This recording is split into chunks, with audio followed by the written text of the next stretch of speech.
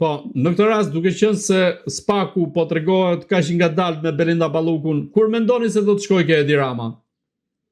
Asnjëherë. Apo kur të bjerë nga pushteti? Asnjëherë nuk do shkoj.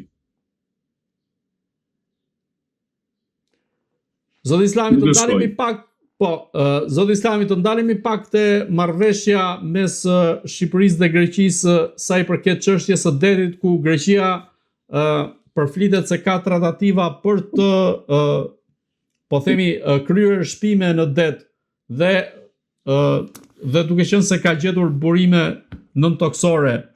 Në këtë rast apo shitet pjesa e pasurive kombëtare kundrejt Greqisë?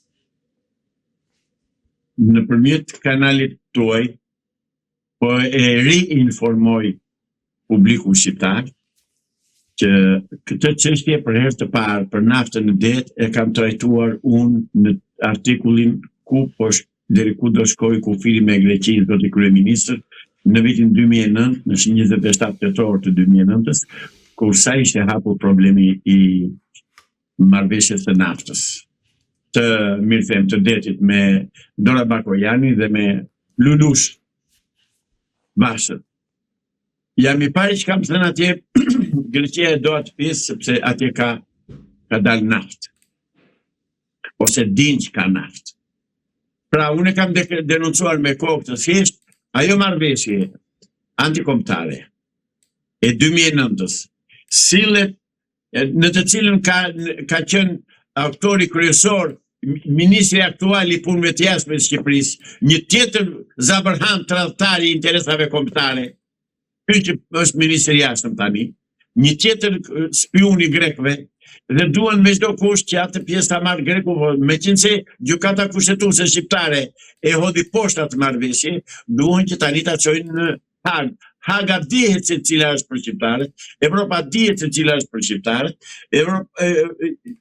atë naftën dihet se kush e merr në Shqipëri dhe duan me çdo kusht që ta legalizojnë, ta marrin anash e anash dhe ta marrë prapë po greku.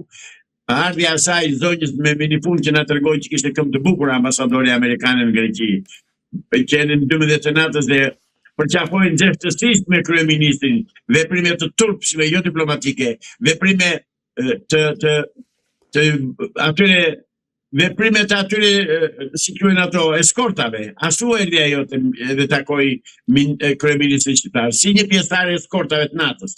Dhe duan që me çdo kusht që japin sipërfaqen Greqisë. Dhe po ju them, do t'ja japin, se u jep Amerika, se në Amerikë lobi grek, ku akoma që është i fuqishëm miku i ngushtë i Sali Berisës, Gaxojanis, komandon lobi grek zotëri dhe lobi Çifut.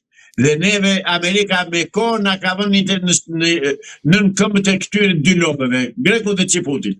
Dhe është lobi grek, është shteti grek, ai që nëpërmjet Amerikës po na merr atë që është pasuria e kombëtare. S'ka kush ta mbrojë Shqipërinë. Kanë vdekur burrat. Zoti Islami, si mendoni, çfarë fshe ai takim në mes të natës mes kryeministrit Edi Rama dhe ambasadores amerikane në Greqi? Një takim imoral, i turpshëm, i pacip. Por unë me këtë rast dua të sjell në vëmendje dhe po të kishit mundësi unë kërkoj që ta transmetoni fjalën e deputetëve të parlamentit të Senegalit lidhur me LGBT-qt. Të mbetemi të takimi, çfarë fshet takimi në raport me interesat greke o shqiptare? Të lutem, jam tamam brenda atij takimi. Brenda asaj politike dhe brenda asaj logjike. Zotëri, po na komandojnë ata që duan të shkatërrojnë komin shqiptar. Mirë që na vjedhin, por na prishin dhe atë që quhet, që na ka ruajtur deri më sot dhe që kemi pasur si emblem besnikëria dhe besa shqiptare. Ne po na shet kryeministri ynë zotëri. Dhe ajo zonja që erdhi aty nuk erdhi si ambasadore e Amerikës, po erdhi si përfaqësuese e shtetit grek për të bërë marrëveshjen, për të marrë atë truall që ne që bota edhe e qytetëruar nuk e lëshon. Po neve do ta lëshojmë, e kemi lëshuar sepse s'ka kush ta mbrojë. Neve na ka shitur kryeministri ynë, na ka shitur parlamenti ynë. Prandaj ta përmenda Senegali se unë e di që ajo dhimbje koke për këta.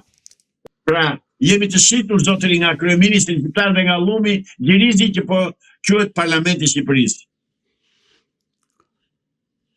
Zoti Islami, Aleksandar Vučić ka kërcënuar Kosovën duke thënë se Serbia është e gatshme për luftë, madje është aq e fuqishme në armatim dhe në aspektin ushtarak, madje shumë herë më e fuqishme se sa vetë Izraeli.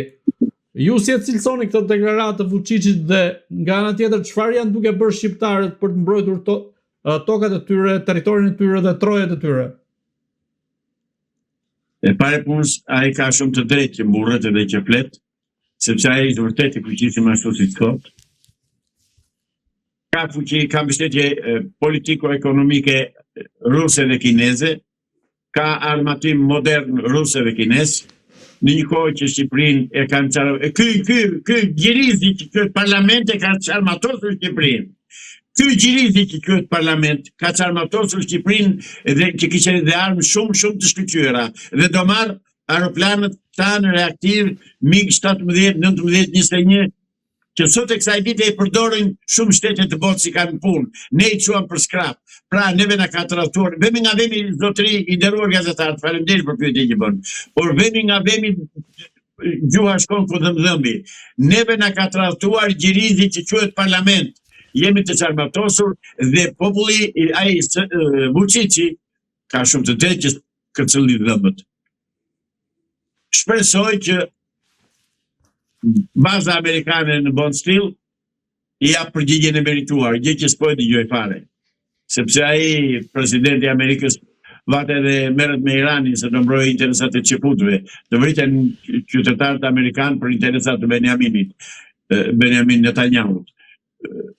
Janë të ngatëruar dhe të përshtilluara gjërat dhe Vučići pikërisht nga kjo situatë përfitojnë që thotë unë thotë jam i armatosur dhe do ta marr Kosovën, nuk e mirë do të Kosovën, ai se janë amerikanë atje. Ai po qelloj do qelloj Tiranën, po, Tiranë mund ta qelloj. Mirë, po dhe këtë se bën dot se Shqipëria është antar i NATO-s, kështu që nuk shoh ndonjë rrezik. Ai leh si qend të në hënë. Po jo, sa ai ka vllajën e tij këtu. Ka vllajën e tij këtu dhe nuk mund të sulmoj Tiranën. Po, ka Tiranën, dhe qartë e punë, di. Ka Tiranën. Por nuk jo pra të se si prishë puna për vllajën e tij, ai se ai vllajën e merr atje dhe pastaj sulmon këtu, po nuk janë ban nga amerikanët. Shqipëria është vend i NATO-s, vend antar i NATO-s, dhe kështu që ai po ngasmoj Shqipërinë, ngasmon NATO-n. Është pikërisht ky shkak, ky sherr, ky ngërç që nuk e lejon Turqinë të hyjë në luftë me Izraelin, ose Izraelin të ngasmojnë Turqinë, sepse edhe Turqia është vend antar i NATO-s. Pra nuk mund të preket se neni numër 5 i traktatit të NATO-s thotë që nëse sulmohet një nga antarët e NATO-s, shteteve të NATO-s, shtetet e tjera do dalin në mbrojtje të tij. Dhe është ky shkaku që ai leh si qend në hënë Vučići. Zoti Islami, unë ju falenderoj që ishit në Agora News. Dhe unë të falenderoj për ftesën. Të dashur shikues, bashkë do shihemi në intervista të tjera, por mos harroni të bëni subscribe në kanalin tonë në YouTube.